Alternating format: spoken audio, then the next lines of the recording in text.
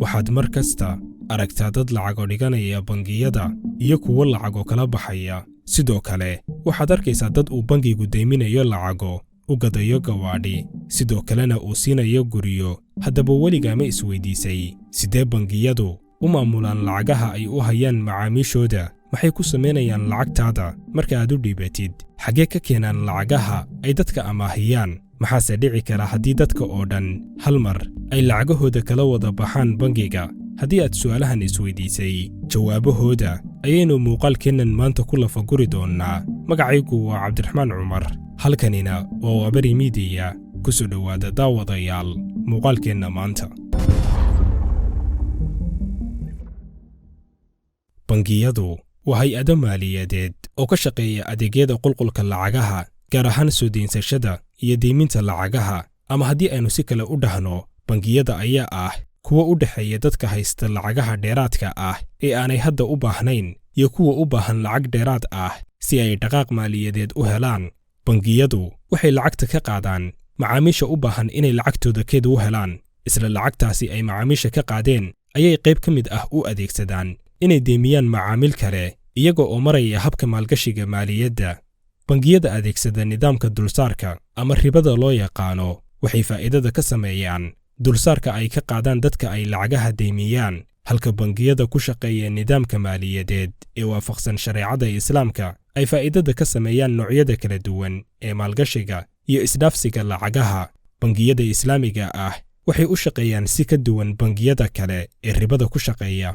Macmiilka lacagta loo kaydinayo looma sameeyo wax dulsaar ah ama ribo, maadaama aysan diinta waafaqsanayn. Sidaasi daraaddeed, macmiilka kaydsadaha ah waxa uu helayaa lacagtii u taalayay bangiga oo aanay waxba ku kordhin, waxna laga dhimin. Macmiilka doonaya inuu deensado lacagna waxaa loo maraa hannaanka maalgashiga Islaamiga ah.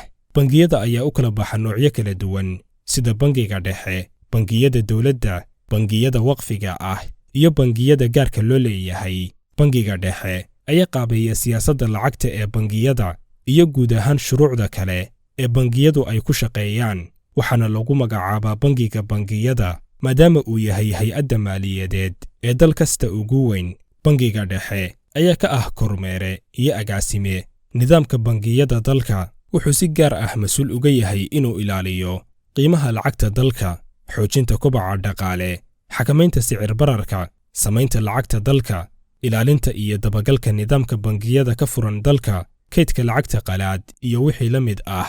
Bangiga dhexe waa hay-adda ugu sarraysa dowladda ee gacanta ku haysa siyaasadda lacagta, wuxuuna awood u leeyahay inuu soo daabaco lacag cusub haddii loo baahdo. Waxa kale oo uu awood u leeyahay inuu kormeero oo hubiyo sida ay u shaqaynayaan bangiyada ganacsiga ee dalka ka shaqeeya.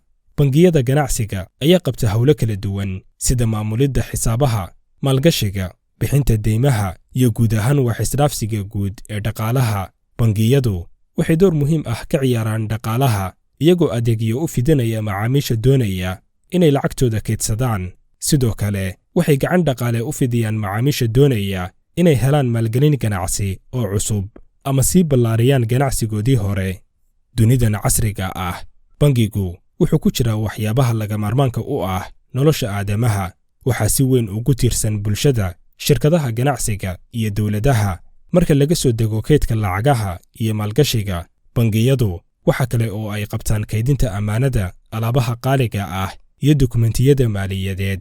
Bangiyada ganacsigu waxay shirkadka iyo dadweynahaba u furaan xisaabo bangiyeed oo ay ku haysan karaan lacagtooda. Akoonnadan ayaa nidaamyo kala duwan mara, sida xisaabaadka furan ee markiiba lacagaha lagala bixi karo iyo xisaabaadka waqtiga cayiman oo qofku kala bixi karo ama loo yaqaano xisaabaadka kaydka ah. Bangigu lacagta uu qofku dhigto wuxuu u kala qaybiyaa laba qaybood. Qayb ay ugu talagaleen inay ku socodsiiyaan howlmaalmeedka bangiga, kuwaasi oo diyaar u ah inay qaabilaan dalabka lacag la bixidda. Lacagtan ayuu bangi kasta ku kaydiyaa xarumihiisa iyo goobaha lacagaha lagala baxo, waxaana lagu jaangooyaa xaddi qiyaaseed. Bangigu uu xisaabiyo lacagaha ay macaamiishu la bixi karaan. Waxaa dhacda in xarumaha qaar ay lacagtu ka dhammaato marka ay kala bataan xaddiga lacagta la dhiganayo iyo midda lala baxayo. Bangiyada ayaana ku xalliya in ay lacagaha u kala gudbiyaan xarumahooda si loo yareeyo culayska xarumaha qaar qabsan kara sidoo kale xarumaha ku yaala goobaha muhiimka ah sida suuqyada iyo faras-magaalaha ayay inta badan bangiyadu dhigaan lacago badan si loo maareeyo dalabka lacag la bixidda ee macaamiisha. qaybta kale ee lacagta ayay bangiyadu ku sameeyaan maalgashi ay ku fuliyaan mashaariic ay faa'iido ka soo saaraan. sidoo kale waxay deymo iyo maalgelin siiyaan shirkadka ganacsiga. maalgelinta ganacsiyadu waa tiir ka mid a meelaha ugu muhiimsan ee ay bangiyadu ka sameeyaan faa'iidada. waxay kaalin fiican ka qaataan kaabidda ganacsiyada yaryar iyo kuwa waaweynba, dhismaha kaabayaasha dhaqaalaha iyo bixinta adeegyada maaliyadeed ee horumarinta la xiriira. bangiyada ku shaqeeya dulsaarka ayaa ka macaasha qiimaha u dhexeeya lacagta ribada ah oo ay siiyaan dadkii lahaa hantida lagu shaqaynayay iyo dulsaarka laga qaatay kuwii deynta la siiyey. halka bangiyada nidaamka maaliyadda islaamiga ah ku shaqeeya ay faa'iidada ka sameeyaan maalgashiga ay ku sameeyeen mashaariicda iyo deymaha maalgelinta la xiriira. tusaale, haddii aad u baahato inuu bangigu kuu iibiyo gaari, waxa uu bangigu gaariga ka sii iibinayaa shirkaddii lahayd, kadibna wuxuu dul saaranayaa qiimo cayiman. kadibna qofkii gaariga rabay ayuu dib kaga iibinayaa isaga oo kula heshiinaya habka lacag bixinta. halkaasi ayuuna faa'iido kaga samaynayaa. bangiyada qaar ayaa sidoo kale bixiya adeegyada mushaarakada ama la qaybsiga, oo ah in bangiga iyo dhinaca kale ay ku heshiiyaan in ay wada maalgashtaan ganacsi, kadibna ay wada qaybsadaan wixii ka soo baxa. iibsiga dhulalka iyo hantida fudud ayay sidoo kale bangiyadu lacag ka sameeyaan iyagoo adeegsanaya lacagaha ay dadweynuhu dhigtaan akoonnada uga furan bangiga. mas-uuliyadda ugu weyn ee bangiyadu ilaaliyaan ayaana ah in lacagaha la dhigtay ay dadku heli karaan marka ay u baahdaan in ay la baxaan.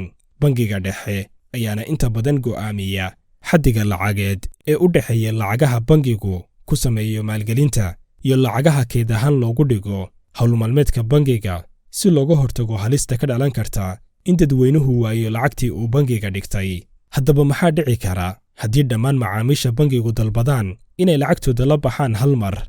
inkasta oo ay tahay dhacdo ay adag tahay in ay timaaddo, haddana xilliyo badan ayay soo martay dhacdadan oo kale. bangiyadu waxay sameeyaan shuruuc xadidaysa tirada lacageed ee akoonnada lagala bixi karo iyo inta jeer ee qofku maalintii lacag la bixid dalban karo. arrintan ayaa bangiyada ka caawisa in ay gaashaan u helaan dalabka lacag la bixidda ee ka imaanaya macaamiisha. bangiyo badan ayaa cayroobay markii ay macaamiishu dalbadeen in la siiyo lacagihii bangiga u yaalay. waxaa jira dhowr sababood oo keeni kara in dadku ay dalbadaan, sida dhaqaale xumo guud oo dalka ka dhacda oo keentay in dadku micin bidaan in ay dib ula baxaan lacagihii keyd ahaanta ay bangiga u dhigteen. sababta ugu weyn ayaa iyaduna ah marka dadku dareemo halis kaga soo socota dhanka bangiga oo ah cabsi ay ka qabaan in bangigu uu suuqa ka baxo. haddaba si uu qof kasta lacagtiisa u badbaadsado ayay bilaabaan dadku inay si wadar ah lacagahooda ula baxaan, taasi oo keentay in bangigu uu mufalliso ama cayroobo. sannadkan 2022 qaar ka mid a bangiyada Ruushka ayaa wajahay culayskan xayiraaddii Ruushka la saaray kadib dagaalkii ay ku qaadeen dalka Ukraine. bangiyo badan oo Ruushka laga leeyahay oo ka shaqaynayay midowga Yurub ayay dadku lacagahoodii kala baxeen iyaga oo ka baqaya in xayiraad dhaqaale lagu sameeyo. haddii dhammaan macaamiishu ay dalbadaan in ay la baxaan lacagtooda, way adag tahay in bangigu awood u helo bixinta lacagahan. inta badan lacagaha wuxuu geliyaa sida aynu soo sheegnay deymo iyo maalgashiyo, mana fududa in markiiba qof kasta uu lacagtiisa la baxo, gaar ahaanna shirkadka waaweyn ee lacagaha faraha badan dhigta. bangiyada dalalka horumaray ayaa leh hay-ado u taagan badbaadinta shirkadka maaliyadda ku shaqeeya. hay-adahan ayaa inta badan hoostaga bangiga dhexe, waxaana ka mid a bangiga kaydka iyo shirkadka caymiska ee gaarka loo leeyahay. bangiyada oo door muhiim ah kaga jira qulqulka dhaqaalaha ayaa aad loo ilaaliyaa inaysan mufallisin ama cayroobin. markasta oo ay culays dareemaanna waxaa gacan badbaadin u fidiya nidaamka maaliyadeed ee loo diyaariyey. dalalka dhaqaale ahaan soo koraya ayaa iyaguna adeegsada shuruucda ilaalinta bangiyada iyo hantida dadweynaha. bangiga dhexe ayaa bangiyada ganacsiga ka qaada lacago kayd ah oo lagu talagalay in lagu badbaadiyo lacagta dadweynaha. haddii ay dhacdo in bangigu bixin waayo lacagihii ay dadku dhigteen, inkasta oo shuruuc adag laga dhigay in la badbaadiyo hay-adaha ku shaqeeya maaliyadda, haddana waqtiyada qaar waxaa dhaca duruufo badan oo ka awood bata sharciga la dejiyey ugu dambaynna sababta in bangiyadu suuqa ka baxaan halkaasina uu ka dhaco dhaqaale burbur.